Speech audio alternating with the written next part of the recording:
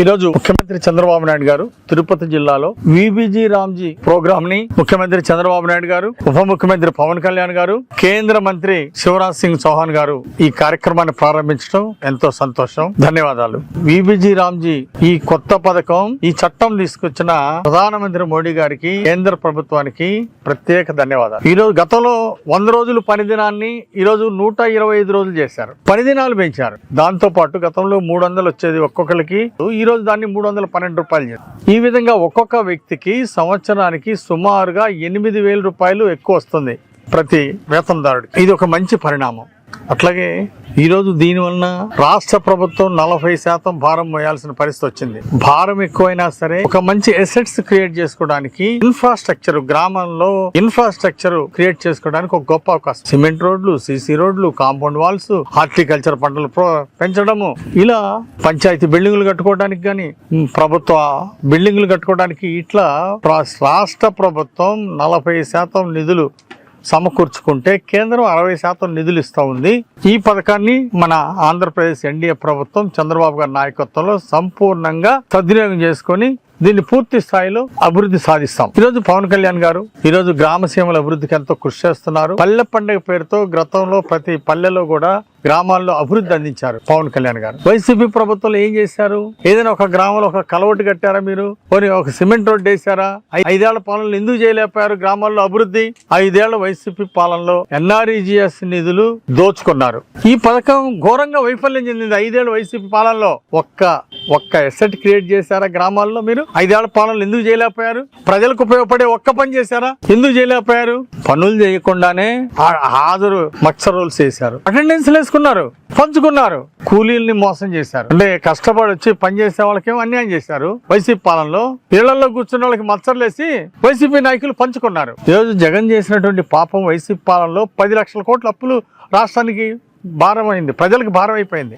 ఇప్పుడు ఎన్డీఏ ప్రభుత్వం వచ్చిన తర్వాత మొత్తం ఫేస్ రికగ్నిషన్ పెట్టారు. అటెండెన్స్ కంపల్సరీ, పని ప్రాక్టికల్ గా చూపించాలి, అట్లాగే ఎక్కువ అసెట్స్ క్రియేట్ చేసేదానికి, అట్లాగే భూగర్భ జలాలు పెంచేదానికి, పంటలు బాగా పండేదానికి హార్టికల్చర్ ప్రోత్సాహం, అలాగే కాంపౌండ్ వాల్స్, బిల్డింగ్స్ తో పాటు ఈ హార్టికల్చర్ ప్రోత్సాహాన్ని కూడా రైతులు సద్వినియోగం చేసుకోవాల్సిన అవసరం ఉంది. హార్టికల్చర్ పంటలు బాగా పండిస్తే రైతులు ఆర్థిక ప్రగతిలో ముందుంటారు. ఈ రోజు దేశంలోని ఒక ఆదర్శంగా ఈ విబిజి రామ్జీ పథకాన్ని దేశంలోని ఒక ఆదర్శంగా తీర్చిదిద్దాలనే లక్ష్యంతో ఆంధ్రప్రదేశ్ ఎన్డీఏ ప్రభుత్వం ముందుకెళ్తాం. తప్పనిసరిగా ప్రతి గ్రామంలో అభివృద్ధి చేసి తీరుతాం.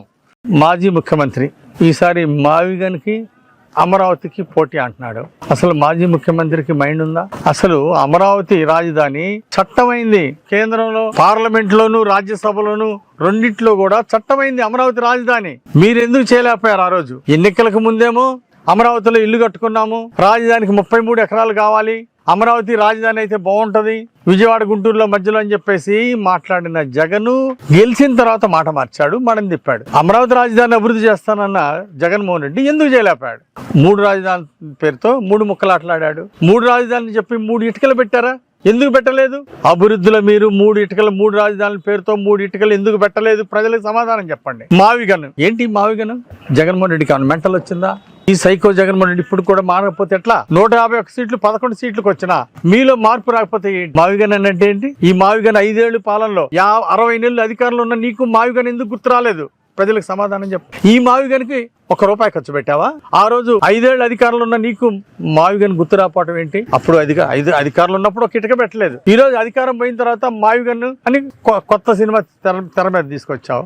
ఎవరు నమ్ముతాడా నీ బోటక మాటలు? లక్షలాది ఉద్యోగాలు ఇస్తామని చెప్పేసి యువతని మోసం చేయలేదా మీరు? ఎన్నికల ముందు మీరు ఇచ్చినటువంటి హామీలు ఒక్కటన్నా నిలబెట్టుకున్నారా? 5 ఏళ్ల పాలనలో ఎందుకు నిలబెట్టుకోలేకపోయారు? ఈ రోజు మాయ మాటలు, సొల్లు కబుర్లు ఎందుకు చెప్తున్నారు? అమరావతి రాజధానిలో అభివృద్ధి చూసి ఓర్చుకోలేక అవినీతి జరుగుతుందని విష ప్రచారం చేస్తారా? ఏంటి దుర్మార్గం?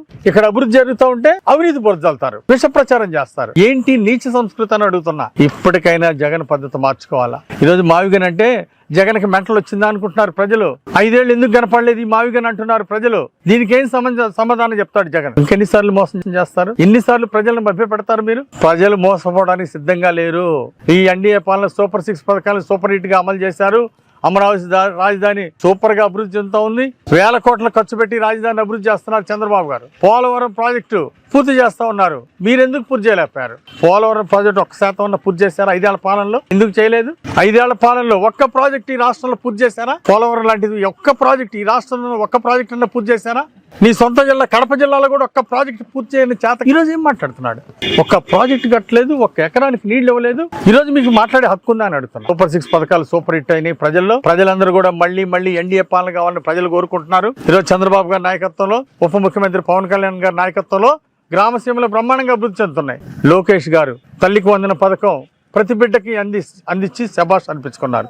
23 నెలల్లో 23 లక్షల కోట్లు పెట్టుబడి తీసుకొచ్చారు లోకేష్ గారు చంద్రబాబు గారి సహకారంతో. మీరు ఎందుకు తీసుకురాలేకపోయారు? 5 ఏళ్లలో ఒక టీచర్ ఉద్యోగం నియామకం చేశారా? ప్రతి సంవత్సరం డిఎస్సీ ఇస్తాం, టీచర్ ఉద్యోగాలు ఇస్తామని మాయమాటలు చెప్పి 5 ఏళ్లలో ఒక్క టీచర్ ఉద్యోగం ఎందుకు ఇవ్వలేకపోయారు? దీనికి ఏం సమాధానం చెప్తారు మీరు? ప్రజలు ఎప్పుడు అభివృద్ధికే పట్టం కడతారు. 2014-19 జరిగిన అభివృద్ధి మళ్ళీ కావాలని ప్రజలు ఎన్డీఏ ప్రభుత్వాన్ని గెలిపించారు, చంద్రబాబు గారిని ముఖ్యమంత్రి చేశారు. ఇక ఒక్క అవకాశం తప్పు జీవితంలో ఎప్పుడు మేము చేయమని చెప్పేసి ప్రజలు ఒక నిర్ణయానికి వచ్చారు. So YCP never, NDA again and again అని ఈరోజు ప్రజలు ఒక నినాదంతో ముందుకెళ్తున్నారు. భవిష్యత్తు ఇంకా బ్రహ్మాండంగా అభివృద్ధి చెందుతుంది రాష్ట్రం. స్వర్ణాంధ్రప్రదేశ్ చంద్రబాబు గారి నాయకత్వంలో సాధిస్తుంది.